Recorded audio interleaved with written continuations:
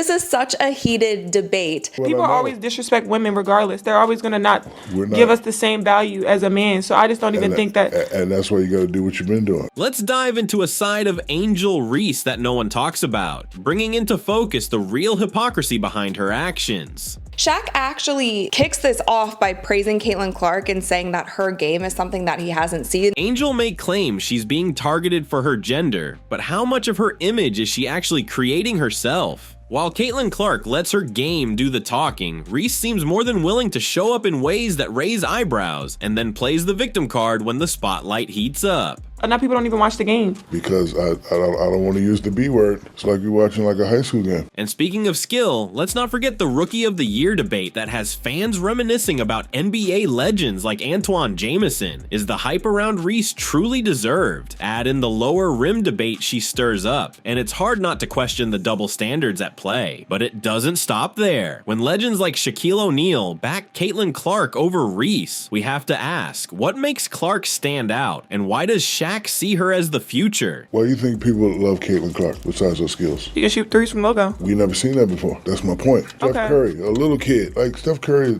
I love, you know why I love Steph Curry? Because I've never seen that before. I've never seen that before. I've seen it a little bit. He's doing stuff that people never seen before. She's doing stuff we've never seen before. When you watch Caitlin Clark play, you're seeing somebody different. You're seeing somebody like Steph Curry. Stick around, because we're uncovering layers to this story that reveal the truth behind the drama. Caitlin Clark has been the best thing, the most dominant thing to happen to the WNBA ever. Let's dive into the so-called misogynistic undertones surrounding Angel Reese. Reese has claimed that the criticism she faces is rooted in sexism, pointing fingers at people who, she says, judge her differently because she's a woman. But let's be real, much of the controversy stems from the image she actively promotes. It is scientifically proven that women do not have as much natural athleticism, strength, quickness as the men do, and that is okay. Reese doesn't shy away from flaunting herself on social media, often posting provocative images and making headlines for her bold style choices. Yet when the criticism rolls in, she's quick to blame it on a sexist double standard. Volleyball, beach volleyball.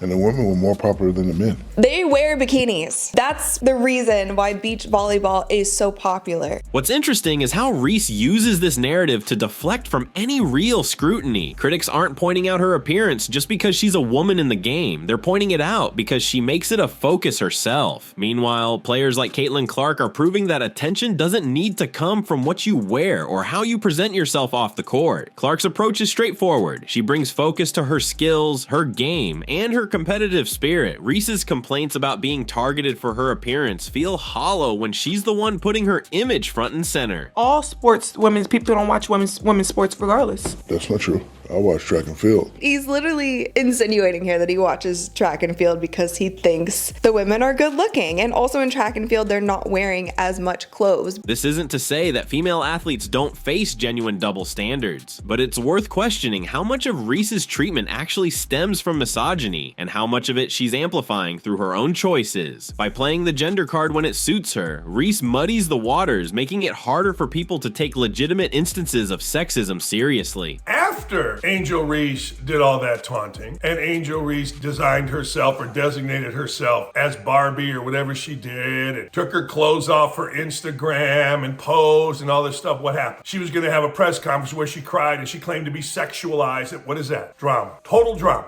This is a complex issue, and her actions, whether she intends to or not, feed into a larger conversation about image, accountability, and authenticity in women's sports. The discussion around Caitlin Clark as Rookie of the Year has sparked comparisons to NBA legend Antoine Jameson. Jameson, known for his instant impact and versatile scoring, set a high standard for rookies by showcasing not just raw talent, but consistency. Style of play in the NBA is so different now because of Steph Curry, and I feel like Caitlin Clark has had a similar effect.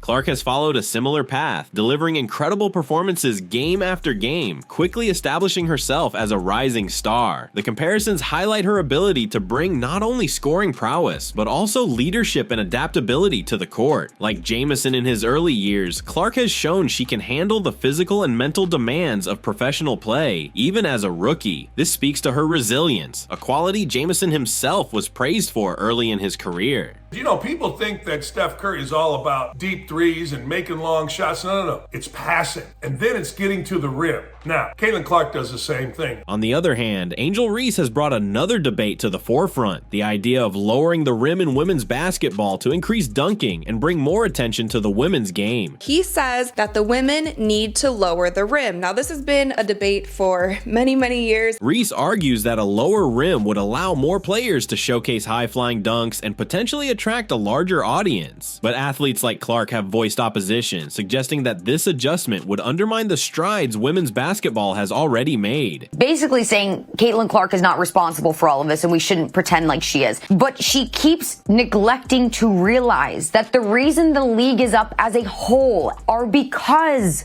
Caitlin Clark entered the league. This is the stupidest thing I have seen. Clark's skill set and success demonstrate that it's not the flashiness of dunks that makes a player legendary. Rather, it's their strategy, execution, and consistency on the court. For players like Clark, the debate over lowering the rim seems to sidestep the real issue, that the game's growth relies more on talent, dedication, and the stories of athletes who, like Jamison, bring their best every single game. We've never seen anything like Caitlin Clark. We've never seen the deep threes. We've never seen the behind the back. We've never seen the no look. Yes, we've seen it occasionally out of players, but not all the time. By drawing attention to these discussions, we see a contrast in approaches. Clark's focus on elevating her game through effort and skill mirrors what Jamison brought to the NBA, while Reese's call for a lower rim brings into question what truly drives the sport forward. She's breaking W records. There's also going to be players that are going to be tough on you. That's just the nature of the beast. In the world of basketball, praise from legends can significantly elevate a player's profile, and Caitlin Clark has recently received commendations from none other than Shaquille O'Neal. Shaq, a dominant force in the NBA and a cultural icon, has been vocal about Clark's remarkable skills and impact on the game. His endorsement is not just a casual mention, it reflects a recognition of her talent that resonates beyond gender lines. O'Neal's admiration stems from Clark's ability to perform under pressure, her court vision, and her impressive scoring ability, which he believes can change the trajectory of women's basketball. Caitlin Clark is in that next grouping of players who should be considered. And look, I know there's people that love LeBron James, don't like LeBron James, love Michael Jordan, don't like, who is better? You're going to have that. That's just what sports is. But we shouldn't hate on somebody who's actually doing her job. And she's doing it really well and exceeding expectation. Shaq's praise highlights Clark's style of play, her fearless approach to the game, her knack for sinking crucial shots, and her leadership qualities. O'Neal has noted that Clark possesses a unique blend of confidence and humility, making her a role model for aspiring athletes, particularly young girls looking to break into the sport. All you African American women have been to her is racist. You've been saying white girl, white bitch the entire year. Listen, if people want to portray and paint the narrative that there are racial tensions in the WNBA as a result of Caitlin Clark, I would say that's their own problem. By comparing her to some of the greats in men's basketball, he not only acknowledges her achievements, but also helps to challenge the traditional perceptions of women in sports. This recognition from Shaq not only elevates Clark's status, but also emphasizes the growing appreciation for women's basketball in mainstream media. It signifies a shift in the narrative, one that values talent and hard work over gender. Caitlin Clark is not worried about it by giving her fans a heartwarming message saying this: "Thank you to the many people who have supported me as I've been able to live my childhood dream. I'm filled with gratitude as I reflect on this past year of my life. See you all in year 2. As Clark continues to break records and challenge expectations, Shaq's words serve as both validation and inspiration, reminding us that greatness knows no gender and that players like Caitlin Clark are paving the way for future generations. Remember, there's been good players come out of college, but nobody really cared. We'd seen it. Nobody really cared. It's killing you that a straight white woman has come into the League of Angry Lesbians and dominated everything. And it's so sad that there are so many people that continue to turn a blind eye to that. Knowing how selfless she is, and they still want to say, Caitlin Clark, she's not the reason. Let's give other players their flowers. No, Caitlin Clark is the reason. With legends like O'Neal supporting her, Clark's influence on the game will undoubtedly continue to expand, attracting more fans and supporters to women's basketball. As we wrap up up our exploration of the dynamics surrounding Caitlin Clark, it's clear that her impact on the game extends far beyond the basketball court. From addressing the misogynistic undertones in the dialogue surrounding her and her peers to drawing comparisons that spotlight her immense talent, Clark stands as a powerful figure in the sport. The recognition she has garnered from legends like Shaquille O'Neal not only cements her status as a formidable player, but also shines a light on the ongoing evolution of women's basketball. Problem is you have all of these players, Angel Reese, for example. You have Alyssa Thomas fueling the ideas of racial abuse by fans, but there's no real evidence of it. Brittany Griner speaking out against it. It's, the fans are calling us this, they're shouting these things.